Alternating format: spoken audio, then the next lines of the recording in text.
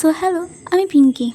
আজ বানাবো আমরা ঠেকুয়া। মা বললো যে বাজার থেকে যা জিনিস কিনে আয়, সুজি, চালের গুঁড়ো, চিনি এইসব নিয়ে বাড়ি যাচ্ছি। ময়দাও তো লাগবে, ময়দাও নিয়ে যাচ্ছি। তো আমি খুব এক্সাইটেড যে আজকে বাড়িতে ঠেকুয়া হবে। তো মা বললো প্রথমে নারকেল কুড়ে দে, তো দিলাম। চা খেয়ে বিস্কুট খেয়ে তারপরে ময়দা বের করে দিলাম। মা এবার নিজের কাজ করবে। মা প্রথমে সুজি, চালের গুঁড়ো ঢেলে নিল, এরপরে দেবে নারকেলের গুঁড়ো। নারকেল গুঁড়োটা দিয়ে চিনি দিয়ে আর চাইলে তোমরা এলাচের গুঁড়ো দিতে পারো। তবে এখন ভালো করে ময়াম করব। ময়াম করতে হবে তেল দিয়ে। তো তোমরা যদি ময়ামটা যদি ভালো না করো তো মচমচা হবে না।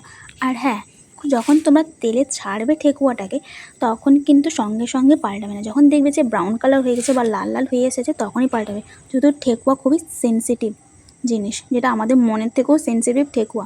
তো লাল লাল হয়ে গেলে তোমরা উঠিয়ে নেবে বা একটু কড়া করে ভেজে নেবে, তারপরে উঠাবে। যদি লাগে যে একটু নরম আছে, যে ভাজা হয়নি, সেটা না, সেটা ঠান্ডা হলেই মচমচা হয়ে যাবে।